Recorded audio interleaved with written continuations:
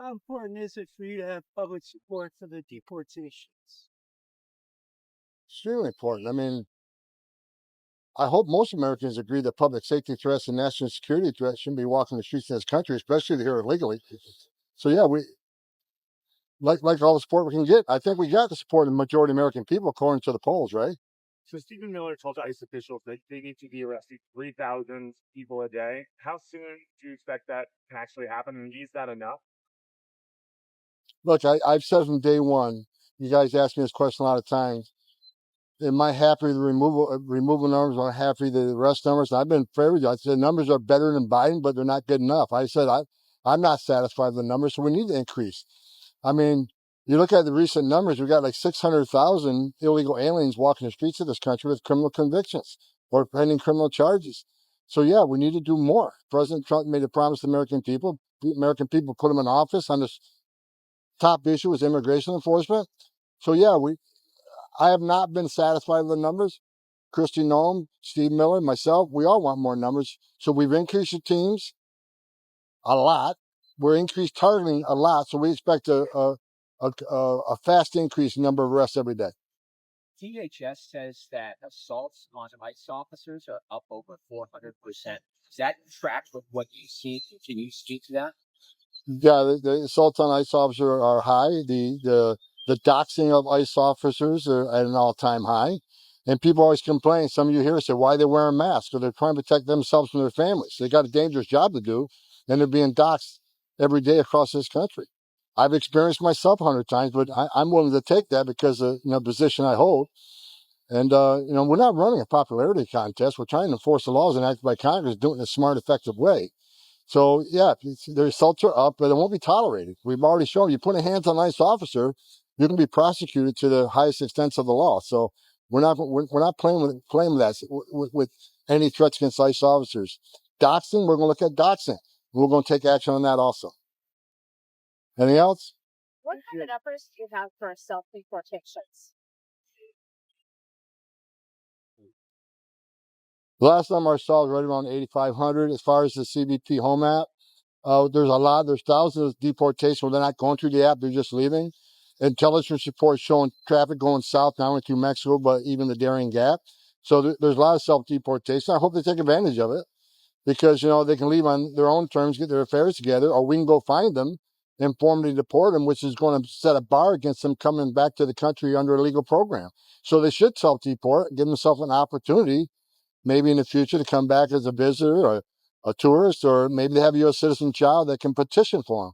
But if we have to formally go through the process of seeking them out and formally deporting them, there's a statutory bar placed against them from ever coming back to the country. Did you expect, though, that those numbers would be higher if the policy changes? I think that as they see the ICE arrests in the interior increase, which is you're going to see a vast increase in arrests, I think they're going to realize we can do this under ICE control. We can arrest you at a place and remove you, or you can take it upon yourself to work with ICE, get your arrangements in order, whether it's your home, your belongings, your family, and leave on your own. We'll give you a plane flight. We'll give you some money, or we just go through the ICE process. I think the more they see ICE out there in the streets arresting people and holding them accountable, the more they'll take advantage of doing the right thing. And one more quick question. Which countries of the crossings that are still happening, where are these migrants mostly coming from? Still Central America, or are we? Right now, it's a lot of Mexican nationals. Part of Elon Musk's team was finding thousands of people using the same social security number. Is there no way to stop the flow to them so they'll self-deport? I mean, I can't hear the question. Part of Elon Musk's team found that thousands of people were using the same social security number. So one of the main reasons they're able to work is they're using false social security. Is there no way to stop the money flow to cause them, if they don't have a job, they'll be run back? We're all over that.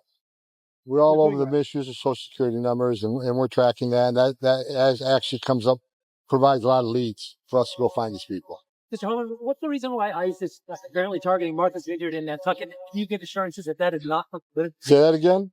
Apparently there's been a lot of ICE action activity yesterday in Nantucket and Martha's Vineyard. Can you confirm that? Or is that being done for any political? No. Martha's Vineyards isn't off the table. It's part of the country. We're doing immigration actions all throughout the country. We're not saying we're going to favor one area over another. We're all over the country, in every neighborhood, in every city. And you're going to see an expansion of that. Like I just said, we're going to increase the teams greatly. So you're going to see more teams on the streets you've never seen before. You're going to see more worksite enforcement than you've ever seen in the history of this nation. You got sanctuary cities, or I said, we're going to flood the zone. If we can't arrest a bad guy in the jail, one agent arrests a bad guy in the jail in the safety and security of the jail, which is safer for the officer, safer for the alien, and safer for the community, okay, you're going to force in the community to find him. If we can't find him in the community, we're going to find him at the work site. So we're going to flood the zone, and sanctuary cities will get exactly what they don't want. More agents in the neighborhoods, more worksite enforcement, because we're going to get the bad guy. If you want to make it difficult for us, we'll do it. It'll take more time, it's less efficient, but we're not going to stop until we find that guy. And so is that just sort of a general sweep of the tourist businesses and whatever businesses there are in Nantucket? Or There is no sanctuary for illegal aliens in this country. You can call it a sanctuary jurisdiction all you want. It's a bunch of crap, and we all know it. Sanctuary jurisdiction says, well, we want to protect the immigrant community. We want them, the victims and witnesses of a crime, to be able to come to the police, report a crime without fear that we're working with ICE. That is a bunch of garbage, because victims and witnesses of crime don't want the bad guy in their neighborhood either. They want us in the jail arresting that bad guy. It'll be made much easier, much more efficient.